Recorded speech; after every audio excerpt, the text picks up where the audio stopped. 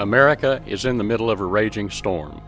Riots in the streets, businesses looted and destroyed, uncontrolled demonstrations, rampant crime and severely escalating shootings and murders. Inflation is soaring. Food and shortage of necessities, the price of which, when available, is rapidly growing beyond the capabilities of the average family. Wasn't it said, a day's wages for a loaf of bread? Poverty is increasing and people are hungry. Then there are transgendered children. Their parents and society promote these changes in anatomy as nothing unusual. The Trevor Project, February 22nd of 2019, transgendered youth reported significantly increased rates of depression, suicidality, and victimization as compared to their cisgendered peers. Cisgendered means no sex change from birth. Christians are being labeled, persecuted, and executed. In San Antonio, home of the Alamo, the heart of Texas, property crime and violent crime is on the rise.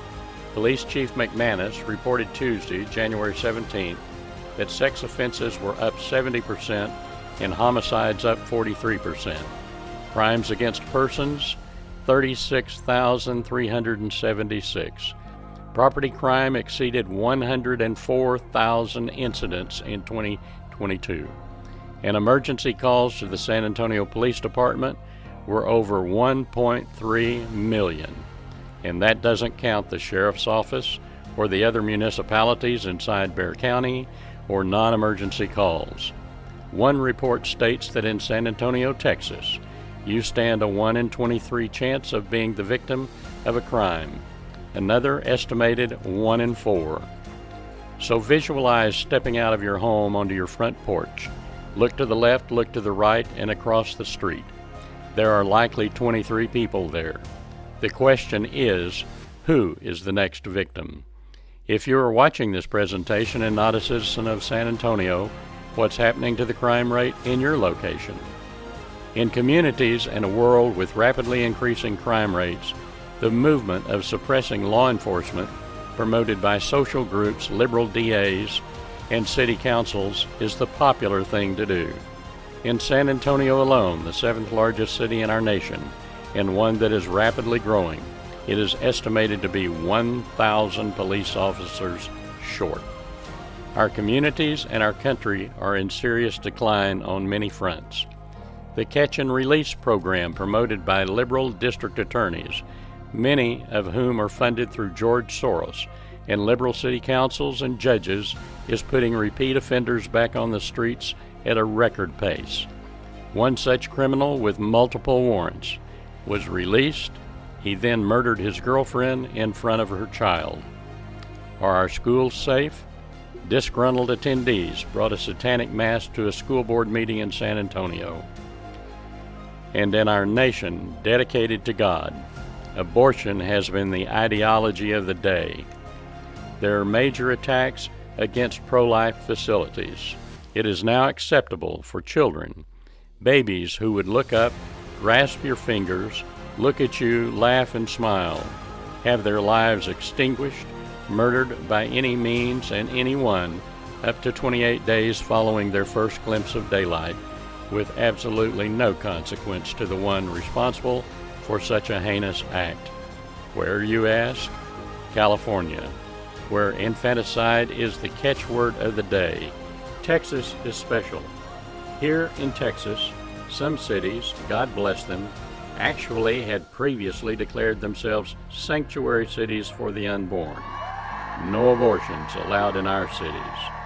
Most recently, and thanks to the Supreme Court of the United States ruling that abortion was up to the states, our Texas state legislature passed a law approved by 83 representatives and 18 senators that abortion in our state is illegal, period.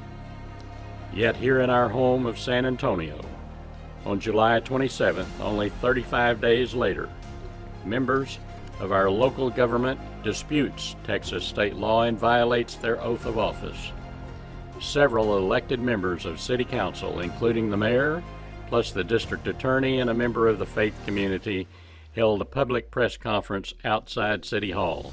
and expressed their disdain for such a law designed to save the lives of innocent babies. Then, San Antonio City Council passed a resolution not only favoring abortion here in San Antonio, but also recommending that no city funds be used in investigating, reporting, or storing data about abortions. It would logically appear that some of our elected San Antonio officials simply don't want to save the lives of innocent babies.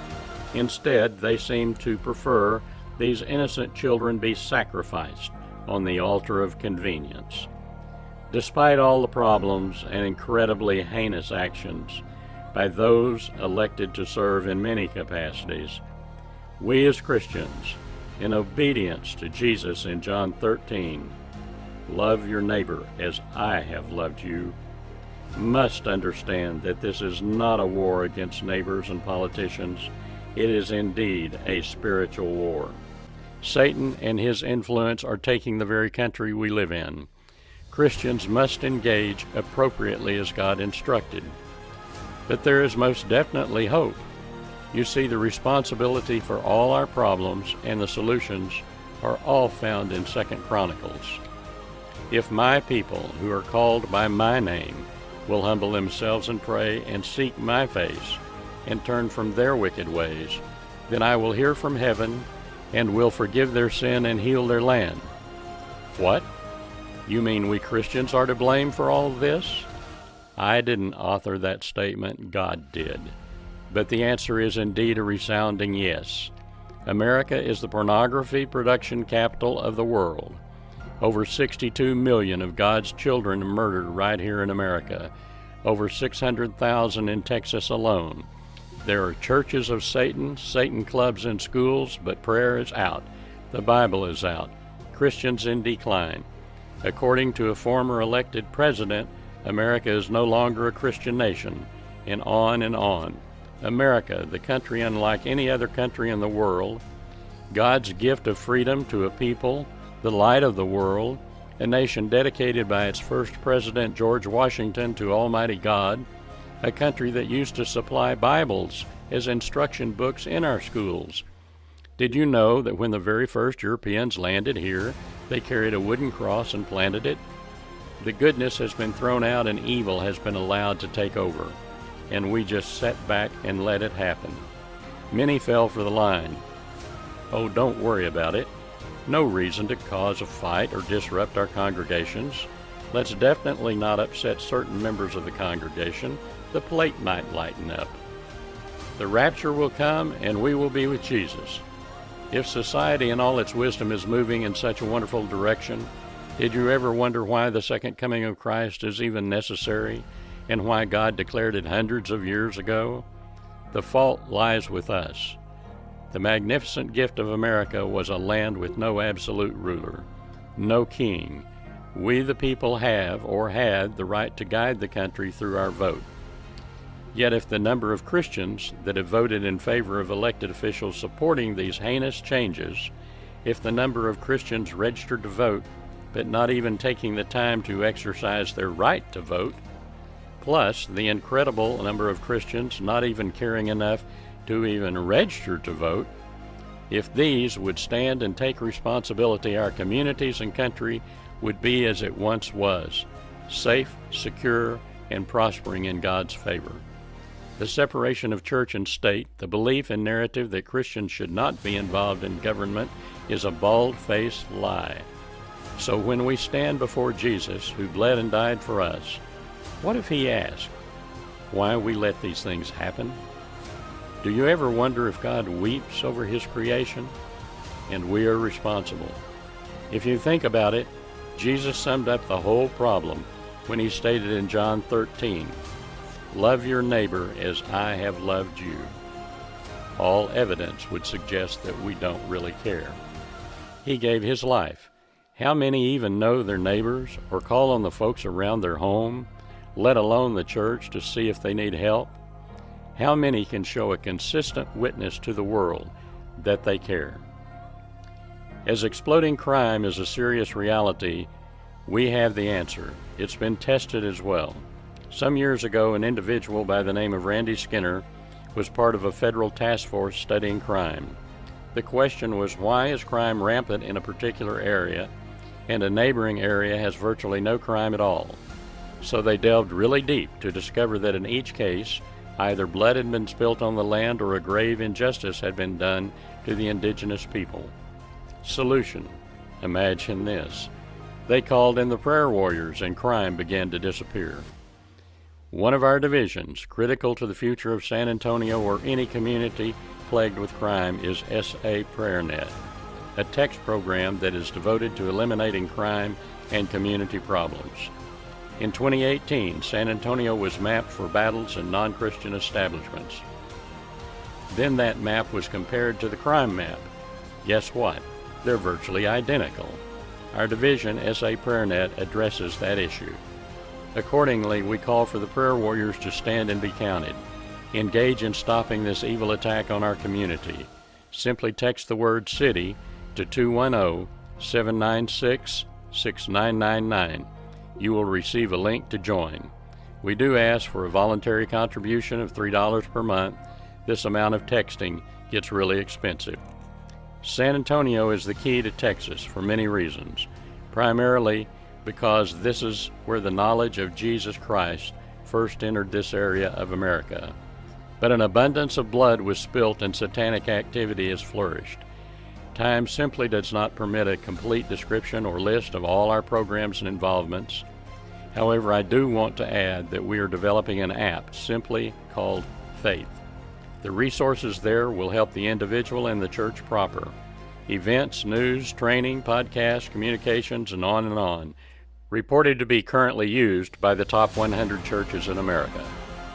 However, in spite of all the massive disgust and crimes against humanity, in spite of many of our elected officials' lack of responsibility or compassion for those they are supposed to be serving, and their continuing influence on a Christian population that has become apathetic, callous, completely disinterested in, let alone being involved in caring for God's gift to us of America. In other words, a Christian population atrophied in their responsibilities of stewardship. Faith and action is rising across our state and nation. There are many organizations that espouse similar goals, but most are hyper-focused on the vote alone. As I said previously, this is a spiritual war and we must engage it as such. We seek to effect three things: urge humility and get the church out of the four walls, establish neighborhood prayer groups, witness through increased communication via highly organized direct personal contact and strategically focused media, facilitate responsible stewardship, return elected leadership to moral individuals who focus on serving and meeting the needs of the community. I've just given you many reasons, including scriptural, why the church must stand and be counted. Our plan is simple, but has many facets. One segment has already been tested, and the desired response came in less than 15 minutes from City Council. As I said, the basic plan is very simple, and it came from him. Our board is exceptional. The prophecies are exceptional. Our experiences to date have been exceptional. God is indeed holding out his hands to those who will get off the pews, throw their apathy in the trash, and stand for him. Because of experiences, I'm convinced you are not observing this video by accident. God definitely has a plan, and he has a purpose for you in that plan. So, if you feel God tugging at your soul, simply contact us. Our coalition is Joshua Initiative, Faith Rising. May you be blessed indeed this day. And remember, evil triumphs when good men do nothing.